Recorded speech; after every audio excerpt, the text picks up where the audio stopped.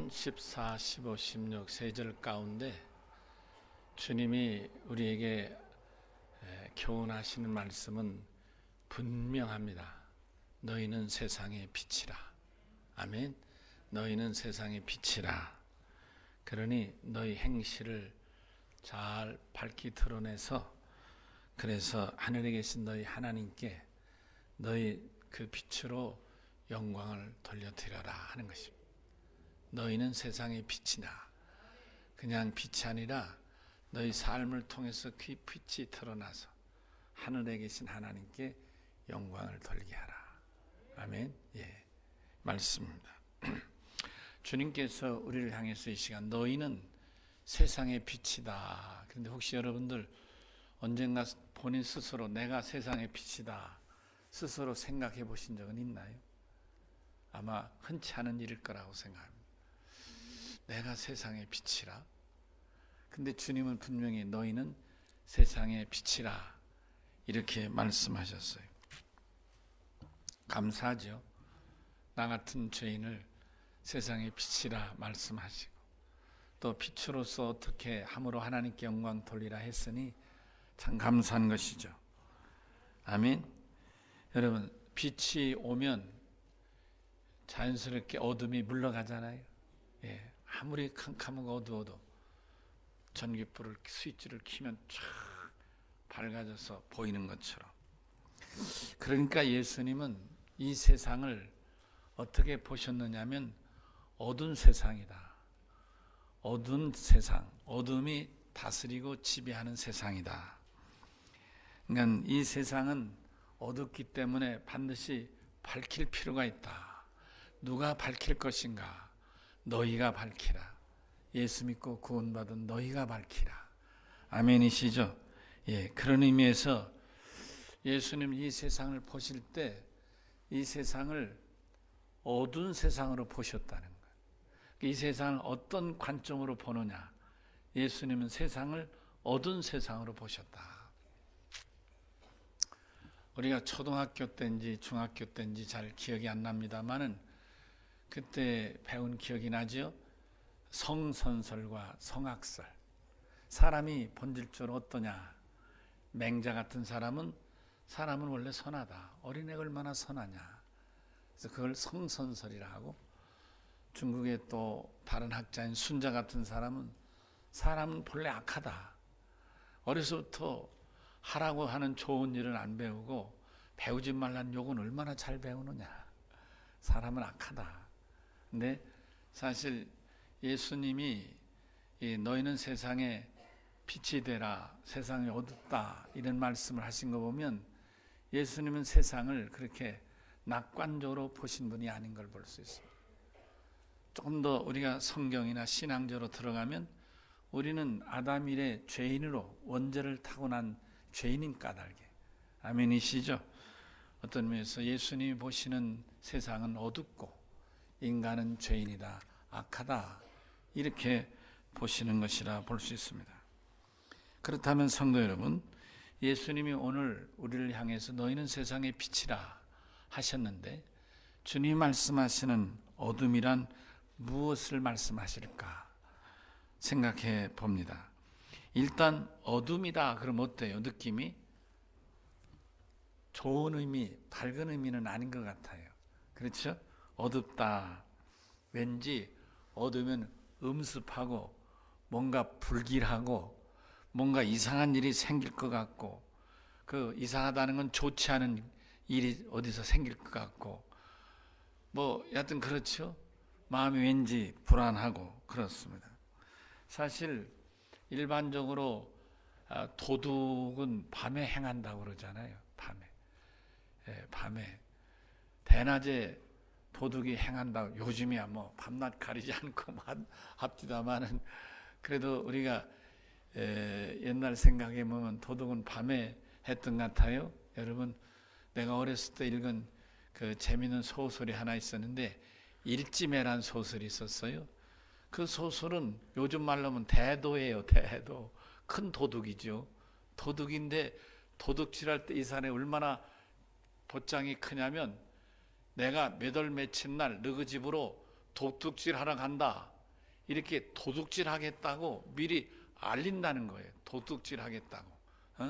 그거를 써서 보낼 때 화살에 쫙 찍어서 화살에 보낼 때 거기다 자기 이름은 밝히지 않고 매화 한 가지를 그려서, 그래서 일지매예요. 매화 한 가지를 그려서 그 화살에다 묶어가지고 그 집 앞 대감집 그 대문이나 그 문설 그 기둥에다, 집 기둥에다가 팍 써서 꽂히는 거예요. 그러면 얼마나 놀라겠어요. 대감집이 어떤 놈이야? 막 그래가지고 혼미백산 해가지고 막 그걸 보면 내가 몇 월 며칠 몇 시에 너 그 집 도둑질하러 간다. 근데 이름은 밝히지 않고 뭐만 밝혀요? 그림 하나만 밝혀. 그래서 일지매라는. 내용이 재밌죠. 그래서 그 시간이 돼가지고 이제 자기 집 하인들을 총동원해가지고 불을 켜가지고 밤을 지킵니다. 근데 여러분 어때요? 이 밤을 지킬 때 보초를 쓸 때 이렇게 둘씩 조를 짜가지고 불을 붙이는데 이렇게 갔다가 다시 여기서 확인하면 별일 없었지? 다시 또 가잖아요. 다시 가. 그러면 요 모여서 확인하면 없었지? 별일 없었지? 하고 확인하고 돌아서는 그 사이가 벼 있잖아요. 그 사이에 일지매가 담을 훌쩍 뛰어넘어가가지고 그 집에 광을 열고 뭐 쌀을 훔쳐. 옛날에 남아주로 쌀을 훔쳤던 것. 쌀을 들고 확 그러니까 그 사람 수련을 많이 했어요. 어려서부터 산에서 뛰는 연습 뭐 원래 그렇게 많이 했어요. 그래서 펄쩍펄쩍 뛰는 걸 잘했는데 이 쌀을 쥐고서 팍 이 쌀을 담으로 집어 던지고 제가 훌쩍 뛰어넘어가지고 그 쌀을 가지고 자기가 먹는 게 아니라 그 대감집 옆집에 사는 가난한 사람들, 헐벗는 사람들에게 한 말도 주고 두 말도 주고 댓말도 그렇게. 그러니까 하룻밤 자고 나면 대감집은 분명히 도둑을 맞았는데 그래서 난린데 가난한 집은 갑자기 누가 쌀을 갖다 줘서 너무너무 고마워서 난리 나네. 그 얘기가 일지매란 얘기죠. 여러분 내 얘기가 재밌어요. 잘 들으시네 보니까. 다 이게 언제 이루어졌다고요? 밤에 이루어진 거예요. 밤에.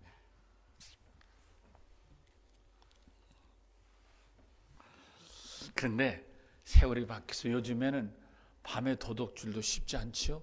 뭐가 있죠? CCTV가 있어요. CCTV. 그래서 이제 몰래 도둑질하고 못된 짓을 해도 다 CCTV에 잡히는 거예요. 수년 전 얘기인데 사회를 충격 줬던 일인데 혹시 여러분 기억하실지 모르겠어요. 좋은 예는 아니지만 제주에서 있었던 일입니다. 경찰서에 연락이 왔습니다. 밤마다 어떤 남자가 나타나서 젊은 여자들 가는데 못된 짓을 하기 때문에 겁나서 그 길을 갈 수 없다는 거예요. 그래서 이런 민원이 계속 접수가 되는 거예요. 그래서 경찰이 이제 그 민원이 많이 들어오니까 그 지역에 CCTV를 떼다 조사를 한 거예요. 또 경찰이 밤에 지켜봤어요. 근데 별도 사람이 없어요. 그 CCTV에는 그 이상한 짓 하는 것도 안 나타나고. 그런데 아무것도 발견할 수 없는 거예요. 근데 계속 민원은 들어오는 거예요. 그래서 그 CCTV를 더 확대해가지고 더 자세히 싹 훑어본 거예요. 훑어봤더니 한 사람이 나오는데 그 사람이 제주지검장인 거예요. 그러니까 경찰이 볼 때 이런 양반이 못된 짓 할 리는 없잖아요. 무혐의 처리를 하는 거예요. 별일 없다고. 그런데도 계속 민원이 들어오니까 이상하다 싶어서 그 제주지검장이 나오는 장면을 더 확대해서 살펴본 거예요. 앞뒤를. 그랬더니 놀라운 일이 이 지검장이 가다가 갑자기 자기 이상한 걸 내놓고 이상한 짓을 하는 거예요. 그래가지고 여자들이 혼비백산에서 도망가는 것을 보게 된 거예요. 어떻게 됐다고요? 그래서 결국 제주지검장이 잡혔어요. 아시죠? 지검장 쫓겨나고 했던 거 아실 거예요. 아무도 예상하지 못한 일이 어떻게 드러날 수 있죠? CCTV에 찍혔기 때문입니다. 그런데 여러분, 이 CCTV는 언제 찍히느냐면 밝은 빛이 있을 때 찍히는 거예요. 어두울 때는 찍히질 않는 거예요. 여러분 사진 찍어봤지만 캄캄한데 찍으면 안 나오잖아요. 빛이 있어야 찍는 거예요. 이 CCTV도 빛이 비치니까 다 그대로 얼굴도 드러나고 다 드러나게 됐다, 그런 말씀. 우리 주님이 이 시간 우리를 향해서 너희는 세상의 빛이라 말씀하십니다. 무슨 의미인가요? 더럽고 추하고 나쁜 것들이 드러나도록, 감춰있지 못하도록, 감춘 그 못되고 음흉한 것들이 다 드러나는 세상이 되게 하라. 아멘. 그래서 그 더러운 것들, 어두운 것들, 죽음, 이 어떤 의미에서 더러운 모습들이 다 밝히 드러나 좋은 세상 만들도록 하라, 그런 말씀인 것입니다.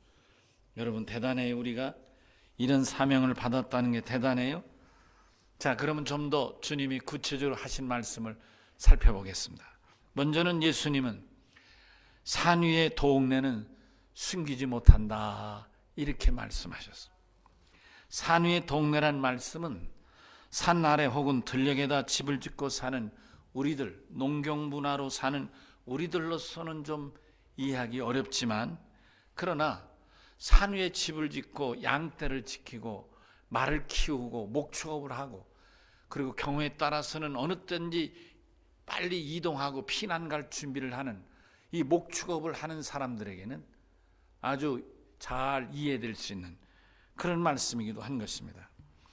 그러니까 이런 목축업이나 혹은 이동을 자주 하는 사람들에게는 아주 자연스럽게 산 위에 동네를 짓고 집을 짓고 산다, 그런 말씀입니다. 더 재밌는 것은 산 위에 높이 지을수록 집값이 비싸다는 거예요. 놀랐어요. 제가 오래전에 미국 하와이를 간 적이 있어요. 근데 그 가이드가 쭉 안내를 하면서 어느 지역인지, 여러분 저쪽 왼쪽 가는데 왼쪽 창을 보세요. 저 높이 산꼭대기 집을 보세요. 그래서 사람들이 뭔가 이렇게 다 저도 쳐다봤죠. 근데 큰 집이 보였어요. 저 집이 이 하와이에서 제일 비싼 집입니다. 그럼 다 관심 있죠. 근데 저는 생각해요. 아니 저 꼭대기 얼마나 불편할까? 근데 제가 보니까 거기에 올라가는 길도 안 보이고 산에 숲이 우거져 가지고 그냥 산 말랭이 쪽에 잘 진 집만 보이는데 그게 제일 비싼 집이라요. 그게 누구냐면 엘비스 프레슬리라고 아시죠? 미국의 팝 가수로 유명한 사람. 그 사람이 살던 집인데 그거를 나중에 딸에게 줬다 그러더라고요. 그 딸이 또 유명한 가수하고 결혼했었죠. 여러분 아시죠? 흑인 가수. 그 사람 이제 부부가 됐는데 나중에 그것도 그 둘이도 이혼했습니다만은 엘비스 프레슬리. 그래서 제일 비싼 집. 놀라운 일은 큰 도로에 가까이 있는 집이 비쌀 것 같은데 그 꼭대기 있는 집이 제일 비싸더라고. 놀랍지? 산 꼭대기 집이 비쌀 수도 있구나. 이유가 있겠죠. 비싼 이유가 대지가 크든지 건물이 크든지 여러 가지 시설이 좋든지 하겠지만, 자주간 우리의 이렇게 이 언덕 밑에 논이나 밭 가운데 언덕 밑에 집을 짓고 사는 농경 문화에 익숙한 우리로서는 이해하기 어려운 모습입니다. 제가 처음 독일에 갔을 때인데요, 1992년도인 것 같습니다. 제 친구가 하이델베르크에서 박사 공부할 때인데 제가 독일과 이태리, 그리스 쪽으로 이렇게 순례를 했던 기억이 있습니다. 근데 독일에 이제 어느 교민집에 하룻밤을 잤는데 거기서 제가 이제 아침에 로렐라이 언덕을 가려고 그분한테 요청해서 로렐라이 언덕을 가게 됐어요. 근데 제가 그 사람의 차를 타고 가는데 놀라운 일은 독일은 우리하고 다르죠. 우리는 한강에 다리를 여러 개 놔서, 그렇죠, 거기서부터 막 거기까지 다리가 많이 있어. 강북과 강남이 다리로 연결되는데 독일은 동네가 그렇게 돼 있지 않고 강줄기에 다리는 거의 없어요. 거의 없고 강은 배를 타고 건널 뿐이고 이 동네와 저 동네는 강으로 전혀 다른 동네가 돼 있어요. 제가 가본 그 라인강 줄기 따라서 동네가 그렇게 돼 있는데, 근데 제가 보니까 산 꼭대기 말랭이에 동네가 집들이 많이 있는 거예요. 그래서 제가 그분에게 물었어요. 아니 그때 그분이 집사님이었는데 집사님 왜 집이 저기 독일 사람들 말랭이에 저렇게 집이 많습니까? 그때 그 얘기를 하는 거예요. 저한테 목사님은 농경 문화에 사셔서 다 농사지니까 주업이 농사니까 농사 짓고 바로 그 곁에 집을 짓고 살지만 이 사람들은 아니라는 거예요. 이 사람들은 양을 치고 소를 치고 목축업을 하고 더군다나 이 사람들의 뿌리가 게르만족이잖아요. 아시죠? 게르만족은 쫓겨 다니는 민족인 거예요. 사실은 투르크, 지금 말하면 터키죠. 오스만 터키가 강한 나라였어요. 징기스칸 부대가 강했어요. 그래서 징기스칸이나 이 오스만 터키족이 공격해오면 이 사람들은 도망 다니게 바빴어요. 그러니까 여러분 아시잖아요. 터키나 이 징기스칸이 말을 타고 공격하니까 금방 쫓아오는, 저기서 뭔지는 아는데 금방 쫓아오니까 어영부영 다 죽는 거예요. 그러니까 공격이다 쳐들어온다 그러면 빨리 도망가야 되니까 산꼭대기에서 도망가기 쉽잖아요. 그래서 그런 어떤 문화가 자연스럽게 도시 이 산꼭대기에서 집을 짓고 살게 됐다, 그런 얘기를 했어요. 참 놀라. 아 그렇구나, 이게 정말 다르구나. 우리 역사와 문화와는 다르구나. 정말 다르죠. 우린 중세라는 게 없잖아요. 영주라는 성이 없잖아요. 우리나라 성은 겨우 임진왜란 때 뭐 막으려고 하고 고구려 때 침략 막으려는 것 뿐이지 영주가 지배하는 성은 없잖아요. 그러나 독일이나 서구는 영주가 지배했던 중세가 있잖아요. 그러니까 그 당시 영주가 살던 집은 산꼭대기예요.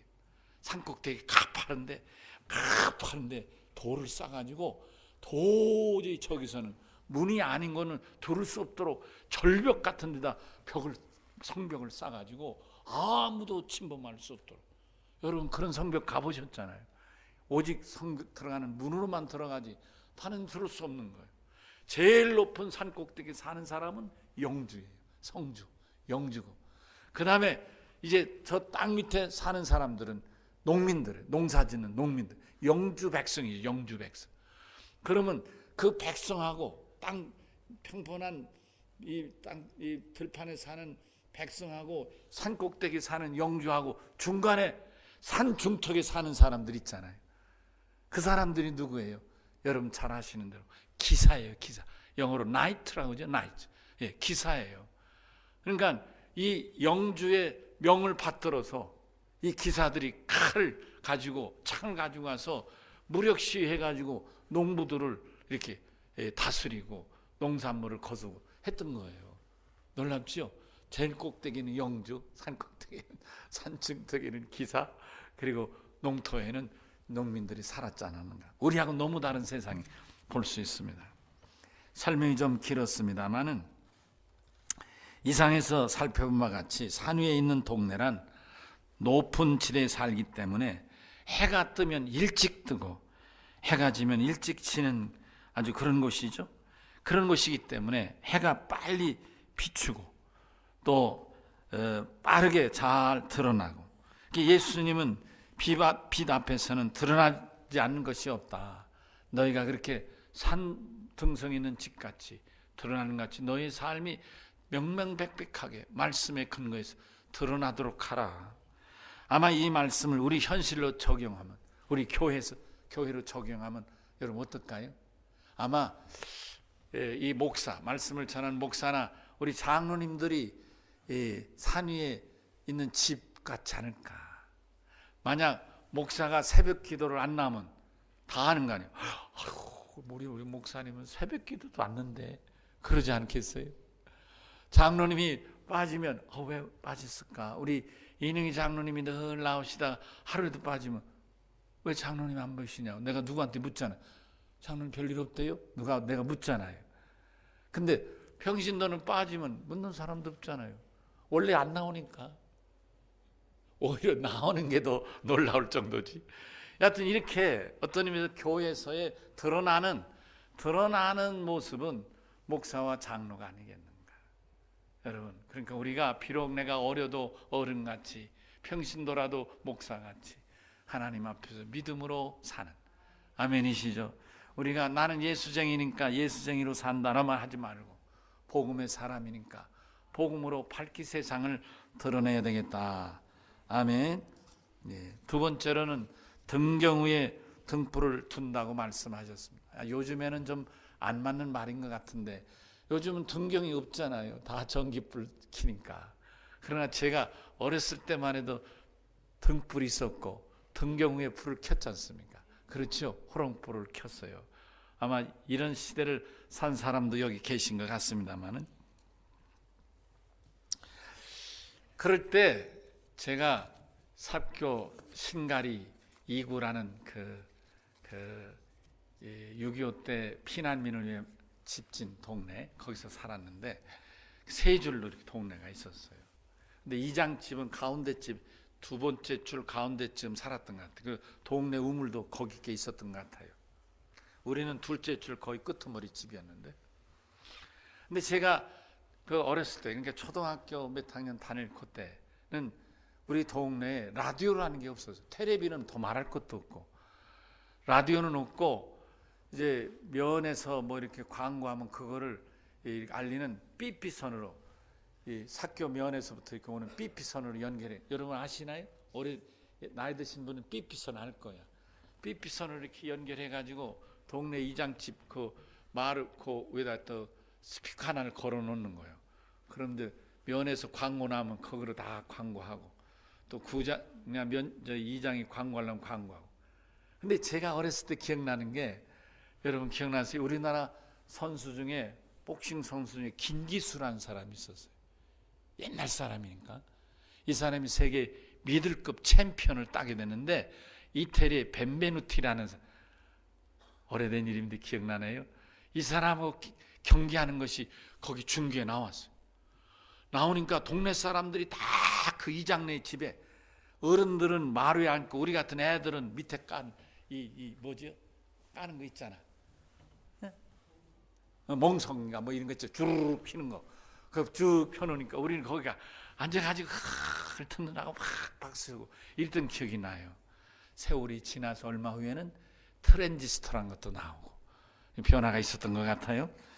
여하튼 여러분, 이랬던 우리 시대로 보면 등잔 위에 불을 켜서 살았었어요. 그리고 그때 유명했던, 잘 통했던 얘기 중에 하나는 등잔 밑이 어둡다, 그런 말도 있었는데 아마 요즘엔 그런 말들이 다 없어지지 않았나 싶습니다. 세월이 많이 바뀌고 세상이 많이 바뀐 것 같습니다. 위에서 언급했던 예수님의 두 말씀의 공통점은 불은 위에 있어서 공간을 다 밝게 비춰야 한다는 말씀이고, 아멘. 아예 불을 말 아래 두거나 이렇게 덮어두면 불이 있지만은 밝히 드러날 수 없다, 그런 말씀인 것이죠. 불은 언제나 위에 있어서 모든 사람들에게 비치거나, 해가 뜨면 높은 산동네가 가장 먼저 햇빛에 밝게 드러난다는 말씀입니다. 빛은 어둠을 물리치고 사물을 밝게 비추는 것이 고유한 사명이다. 그러니 너희가 세상의 빛이니 너희를 통해서 어두운 세상이 밝히 드러나게 되라, 드러내도록 해라. 또 예수님이 친히 그렇게 오셔서 세상을 밝히는 빛으로 이렇게 사셨습니다. 그 예를 들으면 이런 것들이죠. 더러운 귀신에 매여 절절매고 고통당하는 환자를 주님 찾아가셔서 말씀으로 귀신아 물러가라 떠나게 하시고, 간질한 자에게 일어나라 하시고, 그래서 이런 귀신, 더러운 귀신을 내쫓아 주셔서 그에게 귀신이 나가 그 안에 예수의 영이 임하셔서 온전히 회복되고 온전한 사람이 되게 하셨다, 그런 말씀이죠. 아멘이시죠? 또 어떤 경우는 또 가난해서 고통당하는 에게 주님께서 오병이어 역사로 수천 명을 먹이신 것처럼 오늘날에도 가난하고 어려운 사람들이 예수 믿고 하나님의 은혜와 축복을 받아서 가난이 변하여 온전한 삶으로, 넉넉한 삶으로, 부한 삶으로 우리 인생을 바꾼 이들이 얼마나 많으냐, 그런 말. 여러분, 제가 언제 말씀드렸듯이 우리나라가 세계 3050에 들어갔단 말이에요. 3050이라는 문건이 국민 1인당 소득이 3만 불이 넘고 국민 수가 5천만이 넘는 3050에 포함된 나라가 6나라, 7나라, 오늘 또 텔레비 보니까 7나라, 이태리가 들어가는 거로 나오더라고요. 거기에 한국이 들어있단 말씀이에요. 어떤 인터넷에는 이태리가 빠졌다는데 오늘 보니까 이태리를 포함시키더라고요. 이태리가 그러니까 깔랑깔랑 하는가 봅니다. 그러니까 한국, 일본, 미국, 그 다음에 영국, 독일, 프랑스, 이태리. 여러분, 얼마나 놀랍습니까? 아니, 수십 년 전만 해도 우리가 일제 침략으로 해방되고 6.25 전쟁이 일어나고 얼마나 폐허였습니까? 여러분, 우리가 잘 아는 바도 사람마다 자기 얘기가 생각이 다를 수 있겠지만 나는 정치하는 지도자들이 이 나라를 이렇게 잘 살겠다고 생각 않습니다. 여러 공로자들이 있겠지만 뭐니 해도 나는 예수 열심히 믿은 우리 아버지, 어머니, 할머니, 할아버지 이렇게 복음으로 일생을 살고 매달려 기도하고 응답받고 기적을 경험했던 우리 신앙의 선배들의 이 축복이 오늘 우리가 이와 같은 삶을, 천지개벽의 삶을 살고 있다. 할렐루야. 이렇게 예수님께서 이 땅에 오셔서 가난의 사슬, 저주 사슬을 끊어내시고 질병의 사슬을 끊어내시고 죽음과 멸망의 두려움에 떠는 자들에게 영생을 보장해 주시는 이 엄청난 역사를 이루신 것처럼 여러분과 저도 세상의 빛으로 예수와 함께 이렇게 질병에 매이는 이들에게 질병을 고쳐 귀신을 쫓고, 아멘이시죠? 예수의 복음의 능력을 덧입어서 이렇게 삶의 변화를 가져오고 구원과 영생에 이르는 능력자들이 되라고 말씀하고 있는 것입니다. 그래서 예수님은 너희 빛을 사람 앞에 비추라고 말씀하는 거예요. 너희 빛을 사람 앞에 비추라. 그러니까 너희가 구체적으로 빛이 되주라, 그런 말이에요. 아멘이시죠? 그러니까 우리가 예수 믿어서 나 혼자 예수 믿어 구원받은 감격이 아니라 아직도 예수 못 믿어서 팔자 타령하고 뭐 이런 사람들에게 복음 증거해서 예수로 인생을 바꾸게 해야 되겠다, 그런 말씀인 것입니다. 아멘. 예, 그렇습니다. 복음은 우리 인생을 바꾸는 능력이 있습니다. 여러분, 옛말에 임금도 지금도 마찬가지죠. 임금이 무슨 가난을 물리쳐줍니까? 아니에요. 오직 예수의 복음인 줄로 믿습니다. 여러분, 예수가 우리를 풍요롭게 하고 예수가 우리를 건강하게 하지 않습니까? 여러분, 그래 여러분들이 경험하세요. 그러니까 여러분이 질병에서 예수의 능력으로 고침받으시고 가난의 사슬을 끊어내고 하나님의 축복 가운데 사는 삶을 보이셔야 되겠다, 그런 말씀. 그런 의미에서 저는 행복한 목사인 것 같아요. 말씀드렸잖아요. 나도 젊어서부터 비염으로 365일 1년 중에 적어도 360일 이상을 늘 감기가 떠나지 않고 늘 눈물 콧물이 흐르고, 그래서 그저 초가을만 되면 내복부터 입어야 되는 그런 참으로 연약한 신체를 갖고 있었지만 하나님이 나를 치료하시고 고쳐주셔서 할렐루야, 아직도 내가 나이 70이 다 됐는데 이렇게 내복 입고 살지 않을 만큼 건강한 인생을 살게 된다는 거, 이거 너무 감사하고 행복한 일 아닙니까, 여러분? 아멘이시죠? 예, 제가 지금 이비인후과 사진 찍으면 그 증상은 그대로 남아 있어요. 제가 증상은 남아 있는데 비염은 나에게서 떠나간 거. 할렐루야.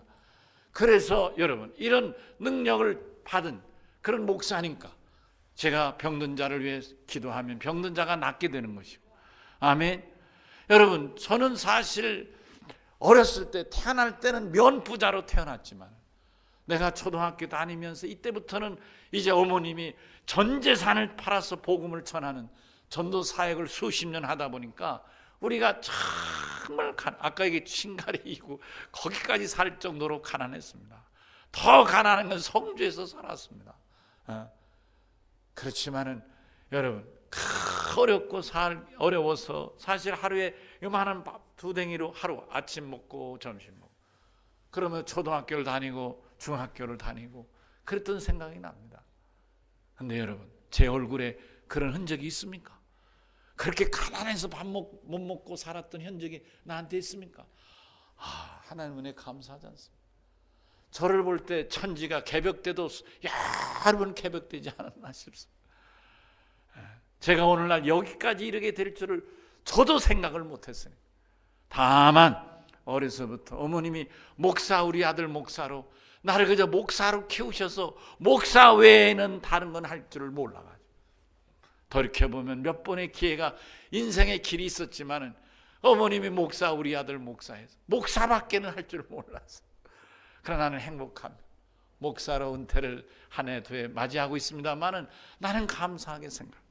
여러분 저희가 이렇게 가난했던 사람이 오늘에 이르렀으니 여러분 3만 불이 넘는 시대에 사는 사람이 됐는데 이게 뭐냐 이거예요. 이게 예수 복음 아니냐. 여러분 다른 거 없어요. 예수 잘 믿으시기를 주의 이름으로 축원합니다. 예수 잘 믿으셔야 됩니다. 여러분 예수 믿어서 여러분 잘 사시고 예수 믿어서 여러분 구원의 확신이 있으셔야 돼요. 예수 믿어서 언제든지 삶과 죽음을 뛰어넘는 당장 오늘 주께서 부르셔도 나는 천국 간다는 이런 확신, 생명에 대한 확신이 있으셔야 됩니다. 여러분 예수를 믿으셔야 돼요. 여러분 어디 가서 이런 생명을 보장받습니까? 누가 보장하니 없어요. 여러분 석가가 내가 너에게 생명을 준다. 누가 생명? 공자가요? 누가 준 적이 있어요? 징기스칸이요? 아무도 준 적이 없어요. 주님 말씀에 내가 곧 길이요 진리요 생명이라고 말씀하셨어요. 아멘이시죠? 여러분 예수 믿어 복받게 되시기를 주의 이름으로 축원합니다. 그 복받은 걸 전하는 거죠. 나누는 거죠. 이게 증인 아닌가요? 증인이 곧 빛으로 사는 삶이라 이런 말씀인 것입니다. 시간이 많이 지났네요. 성찬을 했기 때문에 말씀을 정리합니다. 여러분 3월이 첫 주잖아요. 어떤 새 학기가 됐는데 우리 아이들에게도 네가 학교 가면 개학을 하면 친구 꼭 전도해라 전하게 하시고 여러분도 이사 오는 가정들 찾아가셔서 환영합니다. 우리 열린교회 같이 다니자고 가고 예수 믿자고 하고 이제 새로운 삶을 움츠렸던 겨울의 삶을 벗어버리고 복음으로 빛의 사명을 감당해야 될 줄로 믿습니다. 우리 힘차게 감당합시다. 우리 다 같이 오른손을 들겠습니다. 주여 그렇습니다. 주님 나에게 빛이라 하셨으니 빛으로 살겠습니다. 이런 간절한 마음을 담아 주여 한번 외칩니다. 주여. 아멘. 찬송가 95장 부르시겠습니다.